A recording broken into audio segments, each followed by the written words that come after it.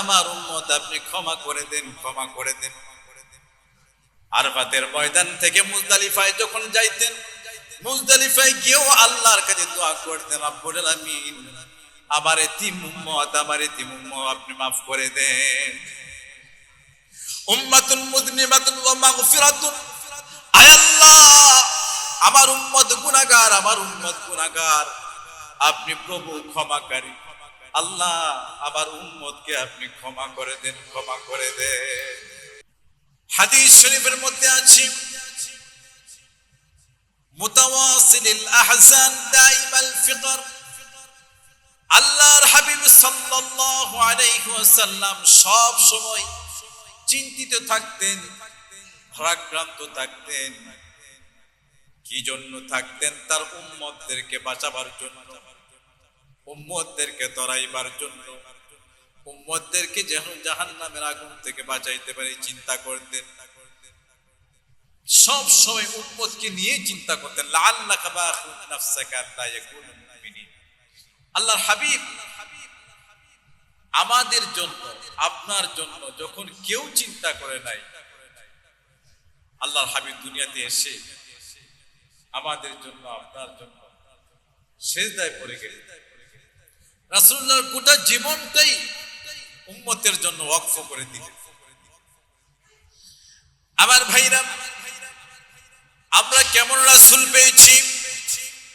আল্লাহ রাব্বুল আলামিন বলেন, শোনো, লাকাদ জাআকুম রাসূলুম মিন আনফুসিকুম আজিজুন আলাইহি মা আনিতুম হারিস। আল্লাহ রাব্বুল আলামিন বলেন, তোমাদের কাছে এসেছে তোমাদের মধ্য থেকে একজন, যেই মানুষটা তোমাদের দুঃখ কষ্টগুলা তার কাছে সহ্য করা বড় কষ্টের কারণ হবে। তোমাদের দুঃখ কষ্টগুলা তিনি কখনো সহ্য করতে পারবেন না। তোমাদের কষ্ট রাসূলের কাছে নিজের কষ্ট মনে হবে, তোমাদের দুঃখগুলা রাসূলের কাছে নিজের দুঃখ মনে হবে। তোমরা কষ্ট পেলে রাসূলুল্লাহ কষ্ট পাবে। এমন একজন রাসূল তোমাদের কাছে এসেছেন, যিনি তোমাদের কল্যাণকামী, যিনি মুমিনদের জন্য স্নেহশীল, যিনি মুমিনদের জন্য বড় দয়াময়। আল্লাহর হাবিব সাল্লাল্লাহু আলাইহি ওয়াসাল্লাম এমন একজন রাসূল, যে রাসূল উম্মতের জন্য শুধু কাঁদেন আর কাঁদেন, পেরেশান থাকেন। মুতাওয়াসিলিল আহজান দাইমাল ফিকর, আল্লাহর হাবিব সব সময় চিন্তিত থাকতেন, সব সময় চিন্তামগ্ন হয়ে থাকতেন, দুঃখ ভারাক্রান্ত হয়ে থাকতেন। তার উম্মতের চিন্তা করতেন। মানুষরা দিন কেন গ্রহণ করেন না, দিনের পথে আসেন না? মানুষগুলো মূর্তি পূজা করে, দিনের পথে আসেন না। এই জন্য আল্লাহর হাবিব সব সময় পেরেশান থাকতেন। আল্লাহ রাব্বুল আলামিন কোরআনের আয়াত নাযিল করলেন, লাআল্লাকা বাখিউন নাফসাকা আল্লা ইয়াকুনু মুমিনিন। আল্লাহু আকবার। আল্লাহ রাব্বুল আলামিন বলেন, ও নবী, ওইসব লোকগুলো ঈমান আনছে না বলে আপনি এ কারণে পেরেশান, চিন্তামগ্ন হয়ে থাকেন, সব সময় পেরেশান হয়ে থাকেন। আপনি কি নিজেকে শেষ করে দিবেন তাদের চিন্তা করে? আমার রাসূল উম্মতের জন্য এত চিন্তা করতেন। আরাফার ময়দানে আল্লাহর হাবিব দু হাত তুলে আল্লাহকে ডাকতেন, আল্লাহুম্মা উম্মতি উম্মতি, আয় আল্লাহ আমার উম্মত আপনি ক্ষমা করে দেন, ক্ষমা করে দেন। আরাফাতের ময়দান থেকে মুজদালিফায় যখন যাইতেন, মুজদালিফায় গিয়েও আল্লাহর কাছে দোয়া করতেন, রব্বুল আলামিন আমার এতিম উম্মত আপনি মাফ করে দেন। উম্মাতুন মুযনিবাতুন ওয়া মাগফিরাতুন, আয় আল্লাহ আমার উম্মত গুনাহগার, আপনি প্রভু ক্ষমাকারী। আল্লাহ আমার উম্মতকে আপনি ক্ষমা করে দেন, ক্ষমা করে দেন। দোয়ার মধ্যে আল্লাহর নবী মা ফাতেমার জন্য কাঁদেন না, হাসান হুসাইনের জন্য কাঁদেন না, পরিবারের জন্য আমার নবী কাঁদেন না। যখন আল্লাহর কাছে কাঁদেন, দোয়া করেন, শুধু বলেন উম্মতি উম্মতি। সুবহানাল্লাহ। শুধু একটাই কথা, উম্মতি উম্মতি, আয় আল্লাহ আমার উম্মতকে মাফ করেন, আমার উম্মতকে ক্ষমা করে দেন। আল্লাহ নবী দুনিয়ার থেকে চলে যাবেন, আজরাইল এসেছেন, এসে বলেন, সালাম দিয়ে বলেন, ইয়া রাসূলুল্লাহ, ইয়া হাবিবাল্লাহ, আল্লাহ আপনাকে সালাম জানিয়েছেন আর আপনার উপর ছেড়ে দিয়েছেন, ইচ্ছা হলে থাকতেও পারেন, যাইতেও পারেন। আল্লাহর হাবিব বলেন, আমার ভাই জিবরাইল কোথায়? জিবরাইল এসেছে, জিবরাইল এসেছে।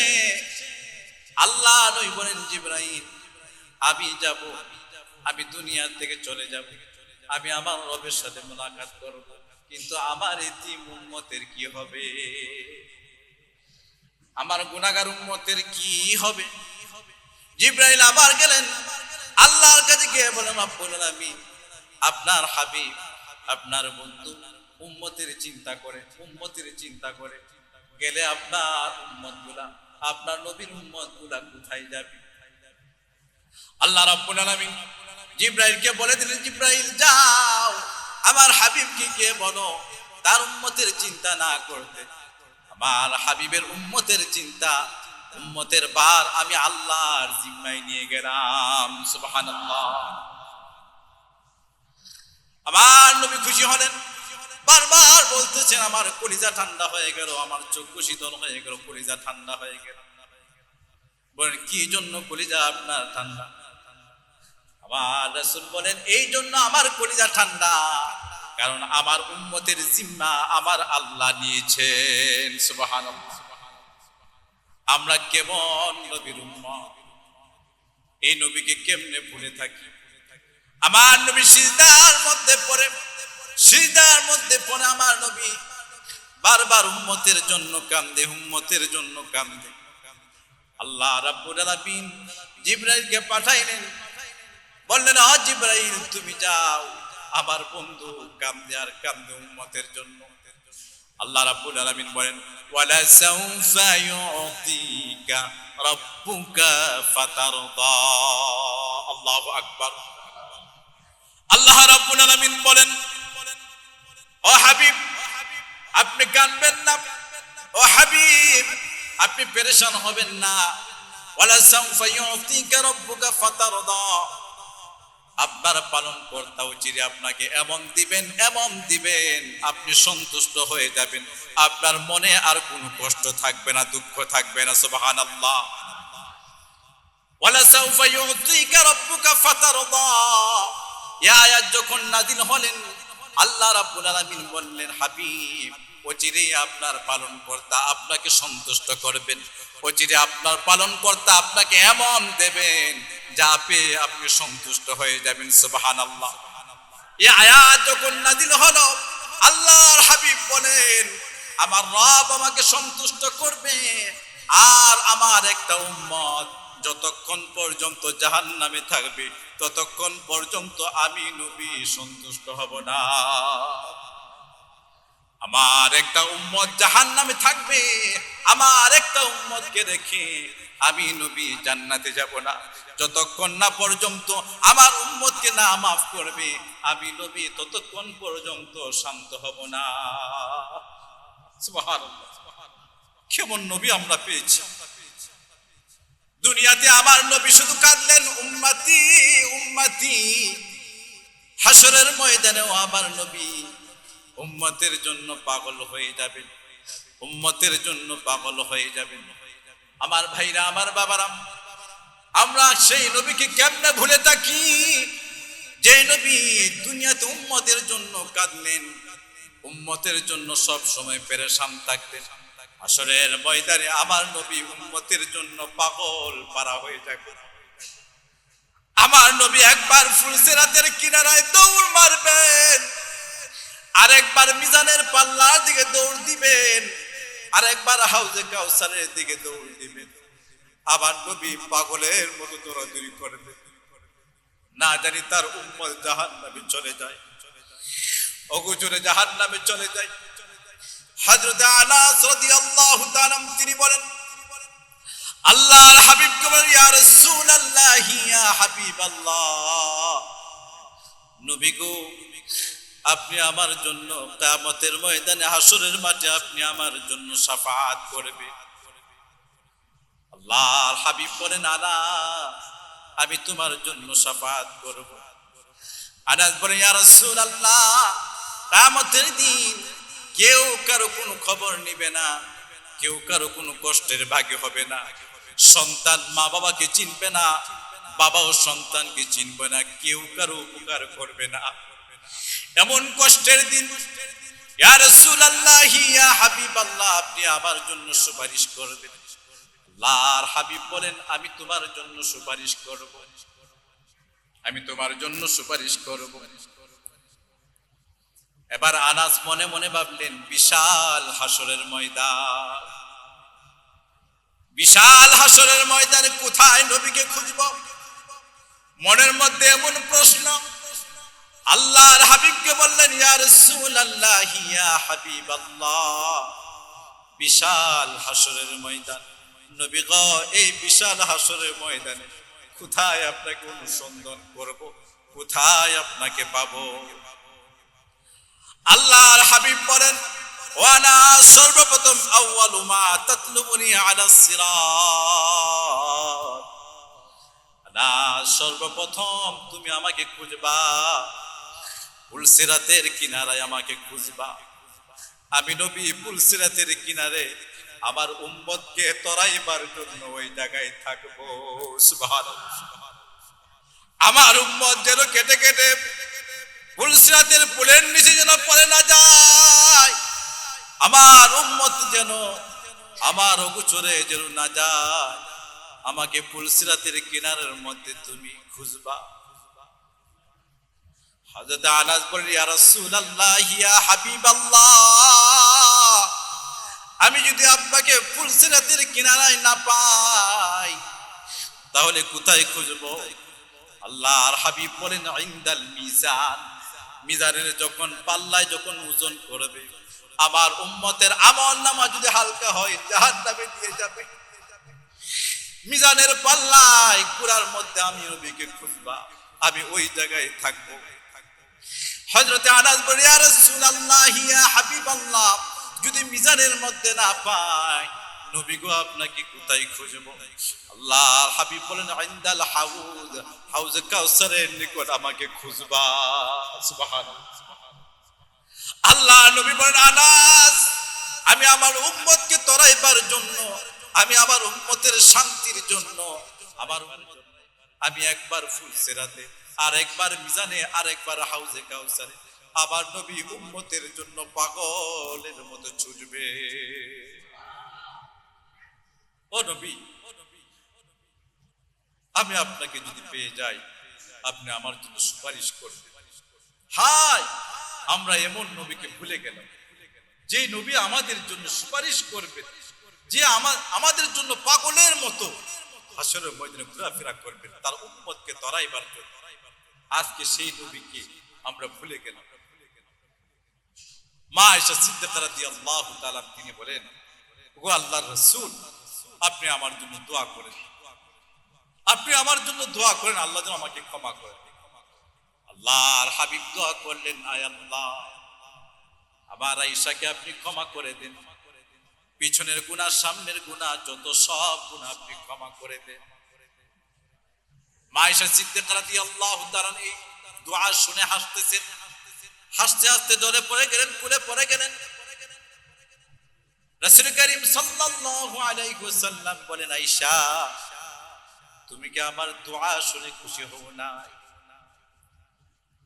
আয়েশা বলেন, কেন খুশি হব না গো আল্লাহর রাসূল, আমি খুশি।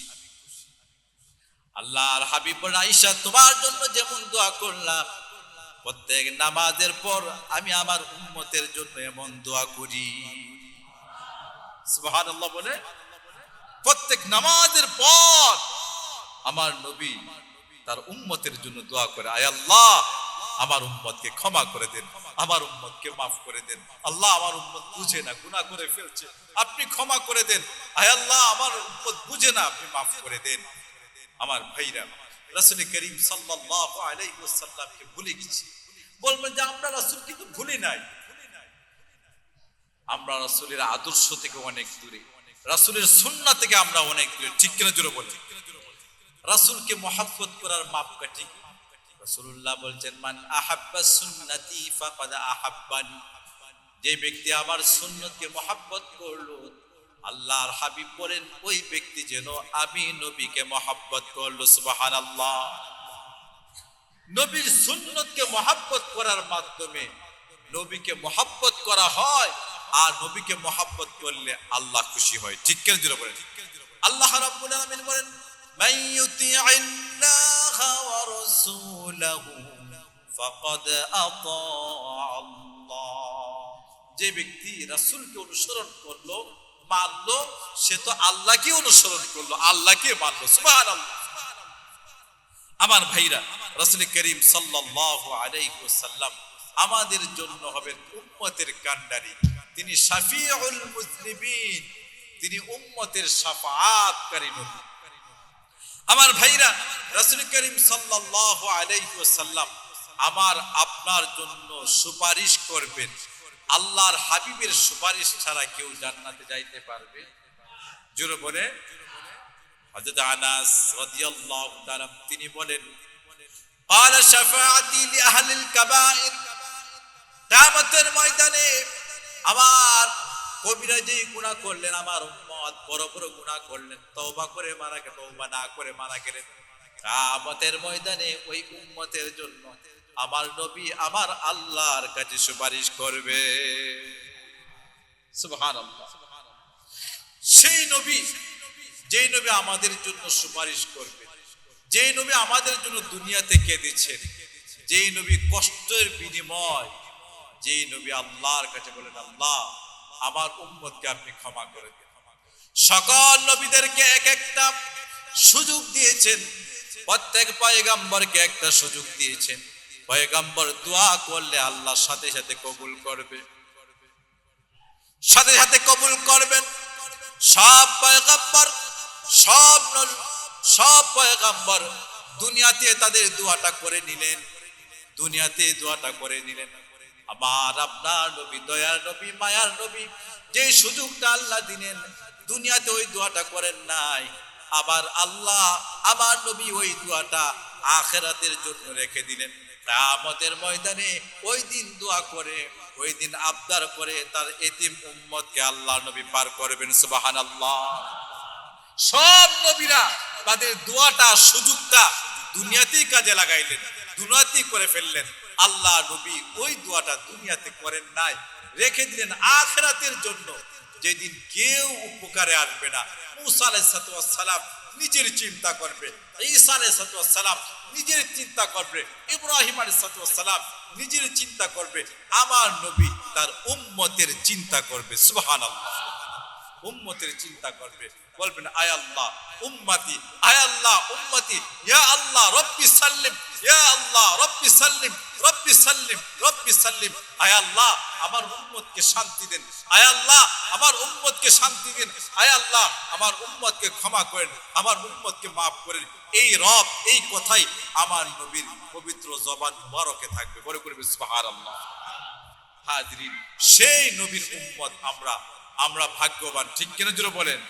আমাদের কপাল অনেক ভালো, যে নবীর উম্মত হওয়ার জন্য নবীরা পর্যন্ত দরখাস্ত করলেন, সেই নবীর উম্মত বিনা দরখাস্তে আল্লাহ আমাদেরকে কবুল করবেন। আলহামদুলিল্লাহ।